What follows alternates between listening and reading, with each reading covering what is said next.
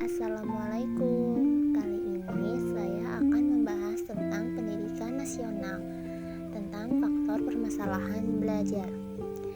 Sebelumnya, perkenalkan nama saya Marfuah, saya dari BPD SD Universitas Pelita Bangsa. Yang pertama ada faktor permasalahan belajar. Dalam proses belajar mengajar yang dilakukan siswa dan guru di sekolah, dari dulu sampai saat ini hampir sama saja dan belum banyak perubahan, di mana sosok pendidik sebagai seorang guru serba tahu. Proses belajar mengajar tersebut hanya akan membuat peserta didik merasa jenuh. Jika sudah merasa jenuh, suasana belajar dan proses belajar mengajar terasa tidak menarik dan membosankan. Yang kedua, adapun kesulitan belajar. Kesulitan belajar menunjukkan pada sekelompok kesulitan yang dimanifestasikan dalam bentuk kesulitan yang nyata. Dalam kemahiran, penggunaan kemampuan mendengarkan, bercakap-cakap, membaca, menulis, menalar, atau kemampuan dalam bidang studi matematika. Gangguan ini histeristik dan diduga disebabkan oleh adanya disfungsi sistem pusat saraf. Adapun yang ketiga, penyebab kesulitan belajar.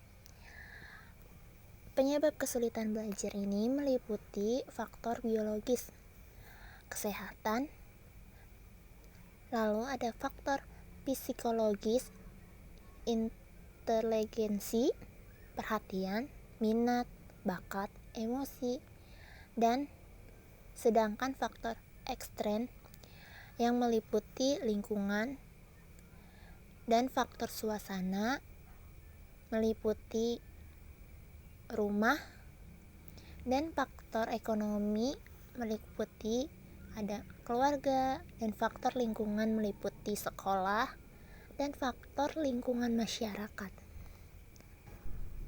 Dalam penggunaan metode yang digunakan ada dua. Yang pertama ada metode dokumentasi, adalah suatu cara memperoleh suatu data dengan melakukan suatu pencatatan pada sumber-sumber data yang pada lokasi penelitian.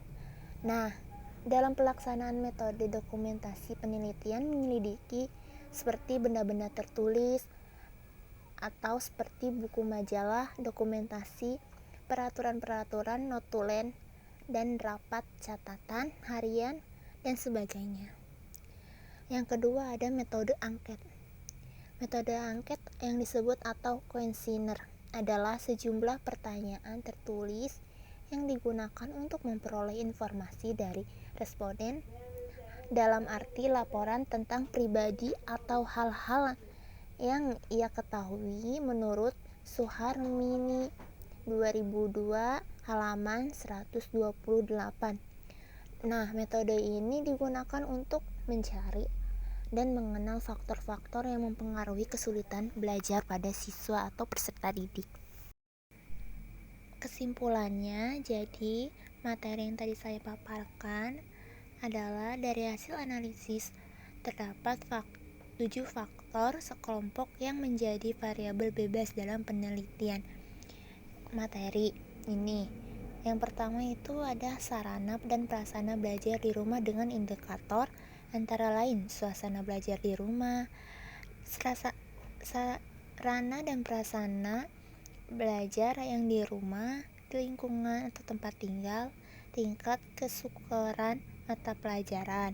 Yang kedua, dukungan sekolah dengan indikator antara lain seperti kondisi lingkungan sekolah, hubungan antar siswa dengan siswa, kondisi ruang lingkup belajar di sekolah, hubungan antara guru dengan siswa, dan sarana prasarana yang ada di sekolah.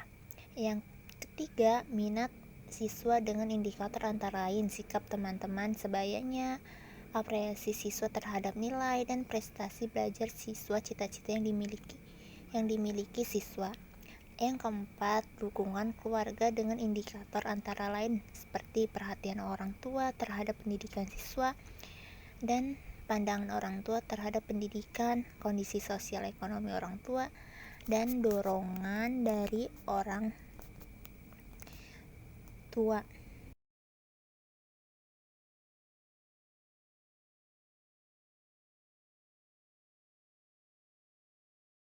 Yang kelima, perhatian siswa dengan indikator antara lain seperti nilai ulangan yang diperoleh siswa dan sikap siswa terhadap mata pelajaran, dan tata tertib di sekolah.